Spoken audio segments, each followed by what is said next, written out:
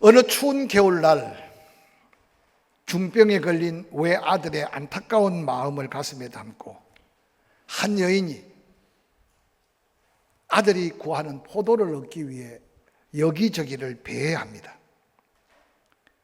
포도철이 끝나서 포도를 찾기가 어려운데 얼마나 살아남아 있을지 모를 아들의 그 가슴 아픈 소원을 이루기 위해 포도를 찾던 중에 높은 담장 위에 탐스럽게 열린 포도송이를 발견합니다. 알고 보니까 왕이 잠시 휴가를 즐기는 왕의 여름 궁궐에 포도가 잔뜩 열려 있었던 겁니다.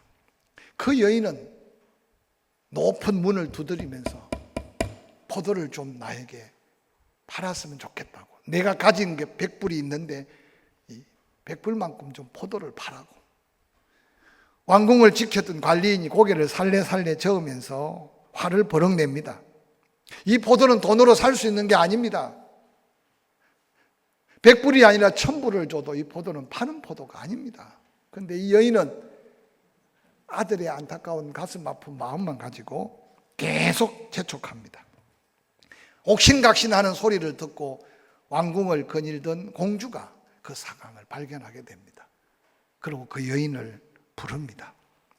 그리고 그 여인 눈물 흐르는 눈물 자국을 보면서 이 공주가, 여인이여, 당신은 지금 큰 실수를 하고 있습니다.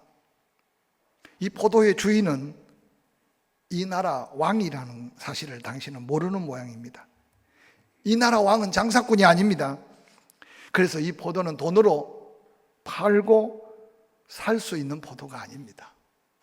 그러면서 공주가 하는 말이, 이 포도는 그냥 드릴 수 있습니다. 그래서 하인을 시켜서 포도송이를 따서 눈물 흘리는 여인의 가슴에 포도를 안겨 보내주었습니다. 한 짧은 이야기지만 우리는 이 세상을 살면서 내 지혜로 모든 걸 해결할 수 있다고 생각하고 내 능력으로 모든 것을 헤쳐나갈 수 있다고 때로 생각하고, 거기다 더 나아가서 권력이면, 돈이면 무엇이든지 사고 팔 수 있다고 생각하고 길들여진 세상을 살고 있습니다. 그래서 많은 사람들이 하나님의 말씀에 기록된 영원한 생명에 대한 약속에 관심이 없습니다. 언제든지 구원도 권력으로, 때로는 돈으로 살 수 있다고 착각하고 사는 인생처럼 보이는 게 세상에 믿지 않는 영혼들의 모습이 아닐까 생각해 봅니다. 예수 그리스도를 믿고 구원받는 것이 얼마나 귀중한 사실인지 오늘날 교회 안에 부름받은 성도들 가슴 속에 뜨거운 감격으로 가득 차 있어야 함에도 불구하고, 아마 세상이 바라보는 교회 안에 성도들이 스스로를 바라볼 때 어느 날 이 감격까지 식어지고 잊고 사는 것은 아닌가 생각이 들 때가 얼마나 많은지 모릅니다. 사람이 예수 그리스도를 누구로 알고 어떻게 믿느냐는 그 사람의 믿음의 중심에 달려 있습니다. 그래서 그 사람의 신앙을 판단하기 위해서는 그 사람이 고백하는 마음과 입으로 나오는 신앙의 고백이 그 사람의 신앙을 판가름하고 믿음의 모습을 바라볼 수 있게 합니다. 뿐만 아니라 특별히 요즘 이단들이 극성을 부리고 있는데, 정말 이단인지 정통적 구원의 은혜를 입은 사람인지 그것도 입으로 나오는 신앙의 고백 한마디로 판단할 수 있습니다.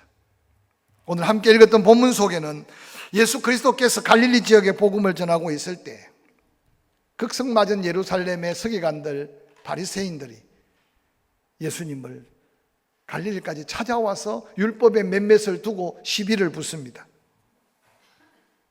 대부분 이스라엘 백성들은 당시에 종교 지도자들을 바라보고 있었으며 그들을 향한 마음이 얼마나 많은 비중을 차지하고 있었는지 모릅니다. 그런데 예수 그리스도께서 오셔서 천국 복음을 전하고 난 다음 백성들의 마음이 흔들리고 또한 그들을 향해 엄청난 도전의 메시지를 던지는 예수 그리스도를 그냥 봐 넘길 수가 없었습니다. 언쟁을 피하고 예수님은 갈릴리에서 이스라엘 최북단 빌립보 가이사라는 지역을 옮겨 그곳에 제자들과 함께 맞섰습니다. 예수님이 지금 서서 오늘 본문의 말씀의 배경이 되는 그곳은 헬몬산에 비가 내리고 눈이 녹아내린 물이 땅속에 스며들었다가 그쪽 지역 사람들이 극성맞게 우상을 섬기는 반은 인간 반은 짐승의 모습인 판신전 앞에, 그 신전 밑에서 물이 콜콜콜콜 솟아나오는 그 현장에 예수님은 지금 서셨습니다. 많은 사람들이 판신전에 몰려들어서 지금 그 신들 앞에 은혜를 구하며 복을 빌고 있을 때 예수님은 수많은 군중 사이에 제자들과 함께 그곳에 서서 제자들에게 묻고 있는 질문이 오늘 이 본문의 말씀의 배경이 됩니다. 여기에 수많은 사람들, 또한 너희들이 만났던 수많은 이웃들, 나를 누구라고 말하고 있느냐라고 묻고 있습니다. 또 이어서 너희는 나를 누구라고 믿고 있느냐라고 묻고 있습니다. 저는 이 본문으로 많은 설교를 했지만 지금 우리가 당하고 있는 이 시대 속에 세상 사람들이 교회를 바라보고 세상 사람들이 그리스도인들을 바라보고 무엇라고 하고 있는가? 우리가 다시 한번 귀 기울여 들어봐야 할 때 우리가 살고 있습니다. 매스컴에서 때로는 정치하는 사람이, 때로는 예수 그리스도를 모르는 그들이 뭐라고 말하고 있느냐가 그렇게 중요하지 않지만 오늘 예수님은 엄청난 우상 앞에 1년에 한 차례 어린 자식을 제물로 드리는 극렬한 우상 숭배자가 있는 그 신전 앞에서 오늘 묻고 있는 이 질문이 이 아침에 우리를 향한 예수 그리스도의 생생한 음성으로 들려지는 이 시간이 되기를 간절히 소원해 봅니다. 오늘 본문을 자세히 살펴보면 이 신앙 고백이 중요하기 때문에 마태, 마가, 누가복음에 동일하게 이 내용이 기록되어 있습니다. 그런데 마가복음에 없는 예수 그리스도에 대한 군중의 이해 속에 예레미야가 첨가되어 있고 또 예수 그리스도에 대한 베드로의 고백 속에 마가나 누가가 기록하고 있지 않는 그리스도가 주님이실 뿐만 아니라 그리스도라는 고백 다음에 살아계신 하나님의 아들이라는 말이 이 마태복음에는 더 추가되어 고백을 담고 있습니다. 특별히 본문 마태복음에서는 17절, 18절, 19절 베드로에게 주어진 축복의 선언과 천국 열쇠가 주어지고 있는데 바요나 시몬아 네 이름 이제 시몬이 아니고 반석 베드로다. 너희의 고백하는 그 믿음 위에 이제 내가 교회를 세울 텐데 그 교회는 음부의 권세가 이기지 못하게 될 것이다. 또한 너에게 천국 열쇠를 허락해 줄 텐데 네가 땅에서 매면 하늘에서 매이고 네가 땅에서 풀면 하늘에서 풀리라고 하는 엄청난 권세를 위임해 주고 있는 말씀이 오늘 본문의 말씀입니다. 저는 오늘 이 시간 세상 사람들이 뭐라고 하든지 세상의 언론에서 어떻게 떠들든지 간에 교회는 교회이어야 하고 교회 안의 성도는 믿음으로 하나님 앞에 서야 하고 그래서 교회가 다시 한번 세상 앞에 음부의 권세가 이기지 못하는 땅에서 매면 하늘에서도 매이고 땅에서 풀면 하늘에서 풀리는 이 권세를 다시 한번 보여야 될 때 우리가 이 험한 세상에 신앙생활하고 있다는 사실을 잊지 않는 이 시간이 되기를 주의 이름으로 간절히 축원합니다. 오늘 본문 마태복음 16장 13절에 예수께서 필립보 가이사라 지방에 이르러 제자들에게 묻습니다. 이르시되 사람들이 인자를 누구라 하느냐.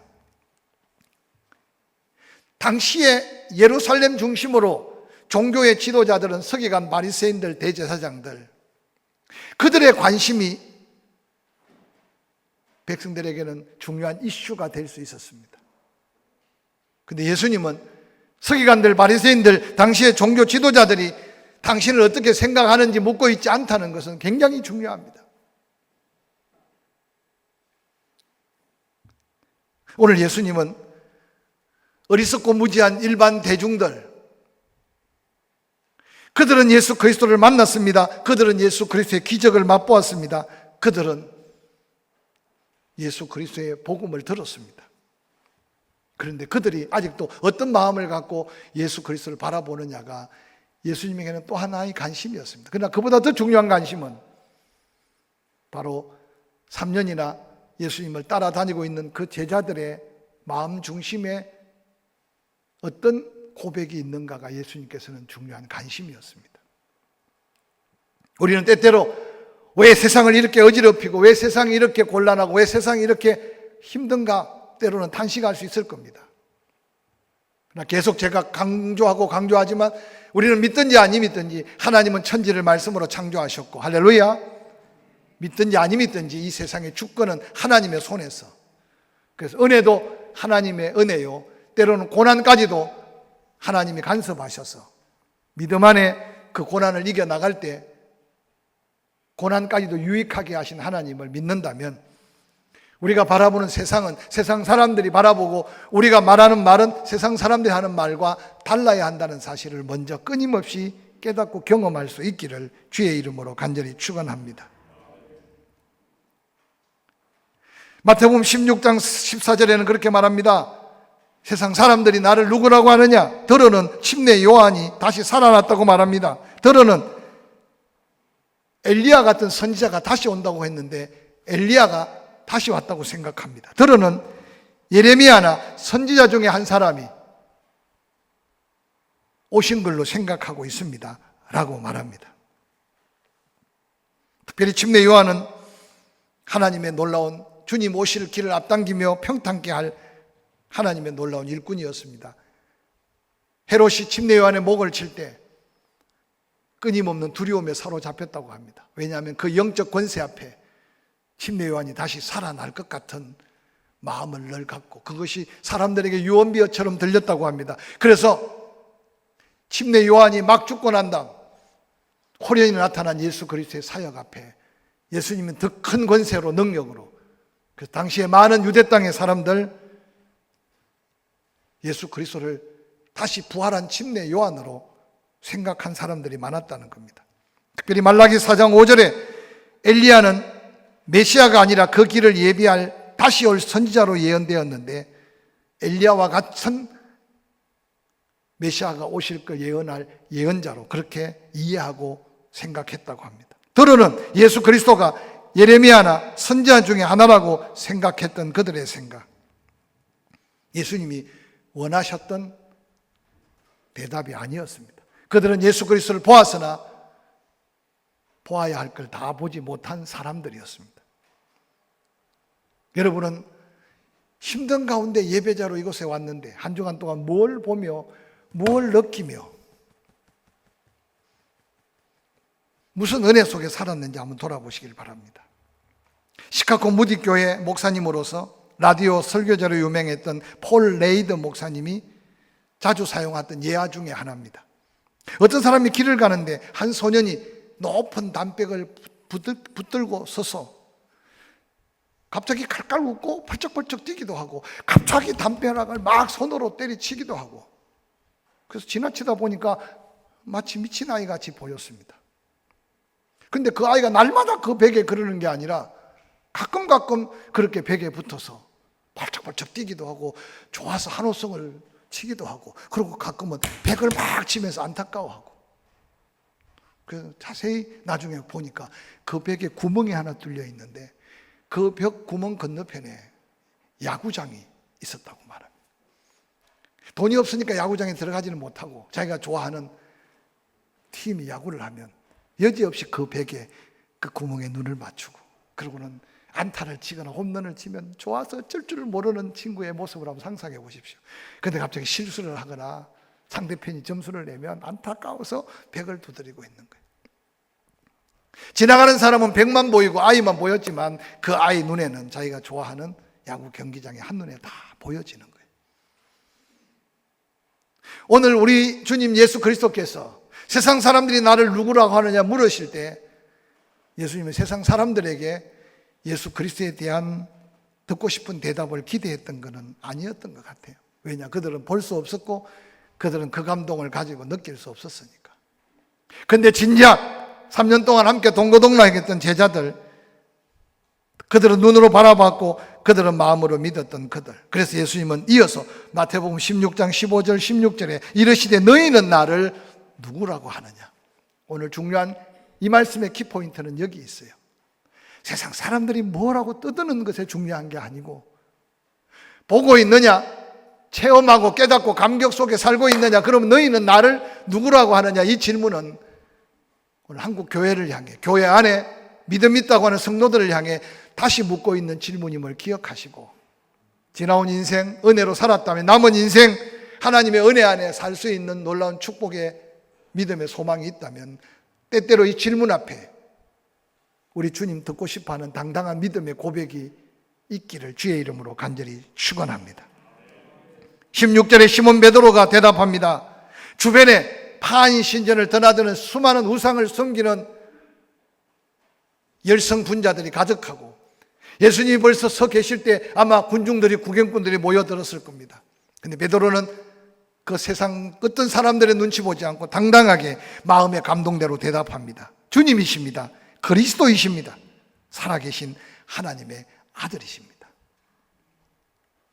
저는 이 말씀을 수없이 듣고 암송하고 설교했지만, 우리가 코로나19로 인하여 예배가 제한받고 우리의 삶에 여러 가지 피폐해진 환경 속에 때로는 세상 매스컴이나 정치하는 사람들의 잘못된 관점을 가지고 교회를 바라보지만, 하나님은 그들이 뭐라고 하는지 관심 있는 게 아니라 당신의 핏값으로 세운 교회, 구원받은 성도들의 가슴 속에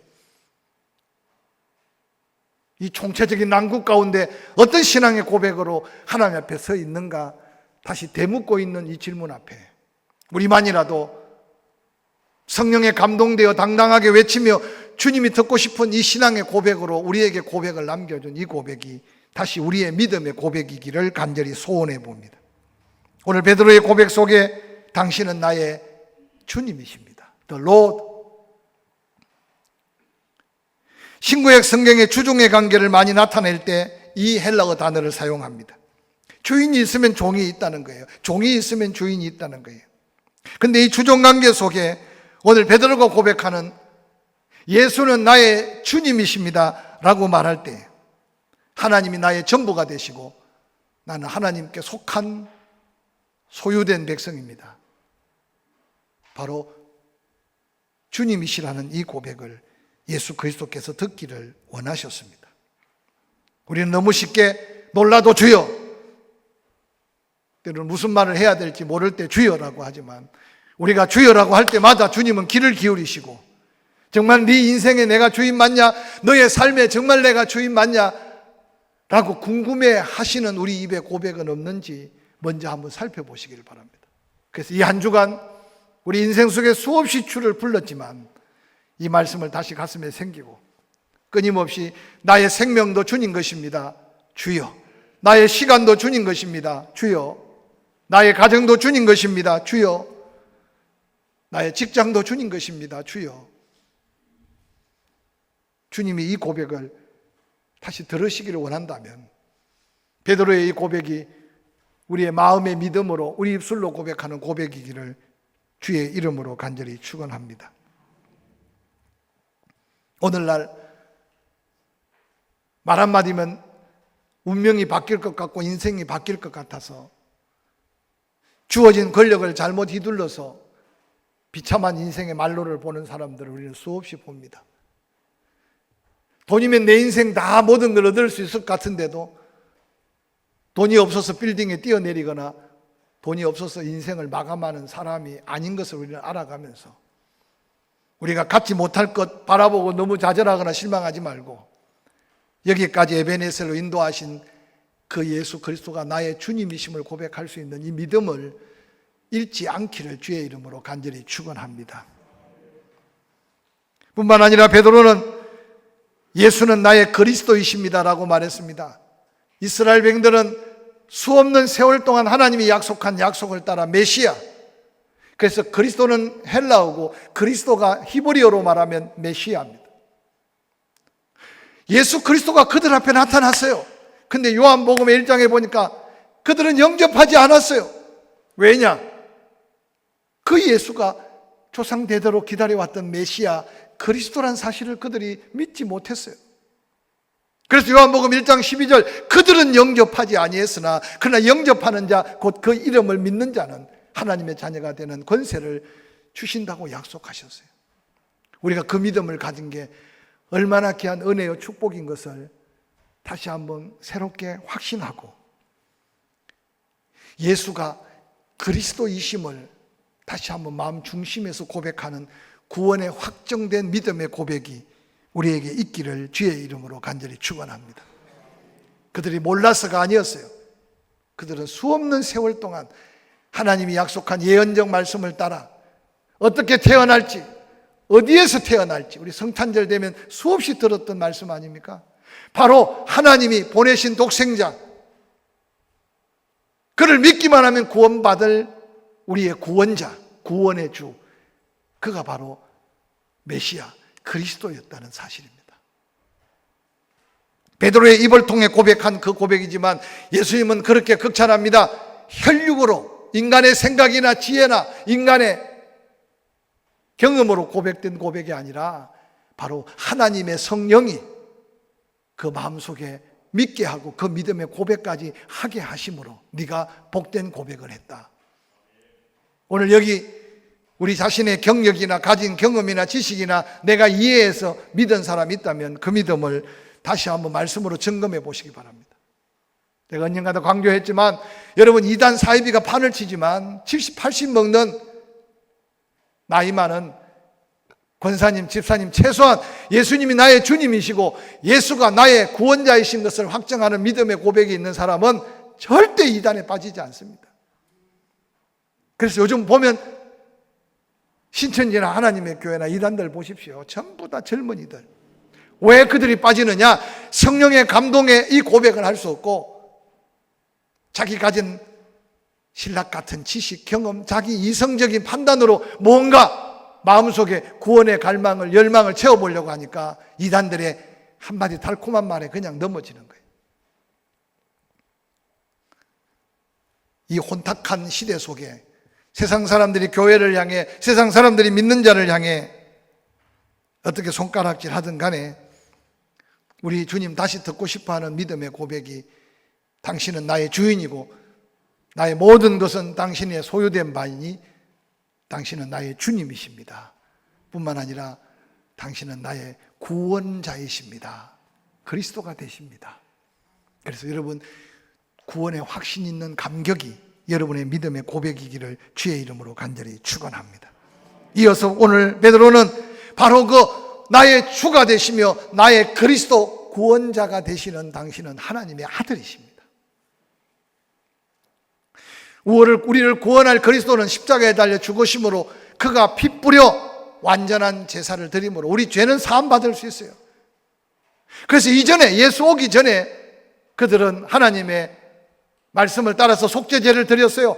양에게 자기 죄를 뒤집어 씌우고 가난한 사람은 비둘기 새끼라도 잡아서 그 피를 1년에 한 차례 대제사장이 법궤 윗떡궁 속죄소에 그 피를 뿌리고 죄를 사함받고자 기도할 때 하나님이 그 죄를 사하시면 죄가 사해짐의 증거가 제물을 드리러 간 제사장이, 대제사장이 살아서 나오면 하나님은 그 속죄 제물을 받으심의 증거가 되었어요. 그래서 다른 제사와 다르게 속죄제를 드릴 때는 대제사장의 옷깃에 방울을 달고 다리에 끈을 묶고 그리고 지성소로 들어갑니다.